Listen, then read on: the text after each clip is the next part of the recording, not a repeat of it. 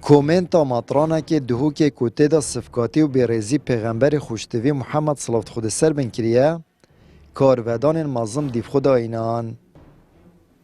اوه مطران کنیسه آن آبتای سل روشلات آن آوراست و کردستانه ابدهان هبدیتن گل مزنه برپرسن حزبی و حکومی کرینه اد برانبرج دا چندین بیرزی پیروزین اسلام کرینه مامستاین آینی جیوان بیرزیان شرمزارد کن اود بیجن اگش راستا پیگوژیان به حکومت هرم یا گرنگ بید دیوی مطرانی بتوندی سزادت اود بیجن اف کسی هنی نقشه نمطرانه نخی اوه نبس قشبتنه یا اوه قشه که چالاکه چونکی وینه توی تصویر توی گل برپرست سیاسی و حزبی و امنی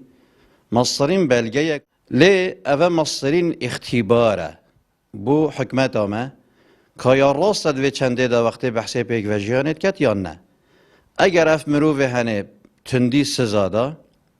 اگر کنیساوی جیوه گرد اگر فاصل کرد اگر سجن کرد اوه بگاه حکمت آمه گلک راستگوی در حق پیک و جیانه دا اگر بتنه پارچه ویدیو اک بید بیت از اعتذارت کم یا پوستت خواجه بید یا بیت گازه کرن بگاوه ما ایمان ایدی پیک و جیانه نماید وقتی ام سنورتوان پارزین و اسلام سر ما فرض کردن پارزین بالمقابل فيت أوجي سنورت ما بارزن بالمقابل في أوجي مشاعرت ما بارزن أما أفريكيك بيتن سر فيسبوكي که خو آنجی سر تلفزیونی آنجی سر ناوی خوب رسال به هر سوشال میدیا که هبت بحث اسلامی بکتن طبعا هذا جي قبل كرينا چنكي خلق ما نطو حفت الصديق بصرمانه وام كما مستويت اسلامي ما مستويت ايني ام بيتشي تشورا قبل ناكين چنكي اسلام اسهل من هر يوغوتي اف امته اف ملته طيبتي ملتي ما هميت شي سخسخ قبل كات فقيدي نخوشي الظلم ده خسخ قبل كات بس كيا اسلامي مفافت دينيون خود سخ قبل ناكن هفدن برپرس بش بانگواز و پروردل مالبند دهوکی کمال دادگری کردستان وان به رزیا شرمزارد که تود بیجید ابدهان مامستاین آینین مسلمان السرگوتن حقاتین الادان لیت همان دم داد دستالات هم بر کسین تنتره و بیرس یا کرولاله سروری دانه ده بجینه دستالاتا المانی یا کردی اره هنگو گوهت ما کار کرن پیگ وجیانا آینه باشه پا ملدهو که دید بارد قرآن هاد ندراندن وينا بهادنا تشكرن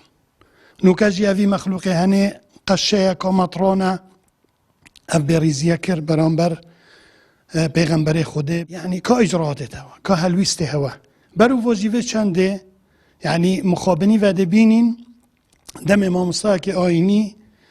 حقا كد بيجيت راستيا كي بيان كد بو خلقي دهيتا سزادان دهيتا لادان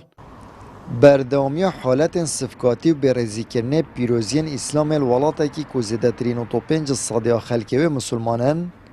هاولاتین هرما کردستان دلگران کرینه اجبر کو دستالات هرم هم برشکاندنا هست مسلمانان به هلویز بویه آمد بریفکانی کنال آسمانی پیام دهوک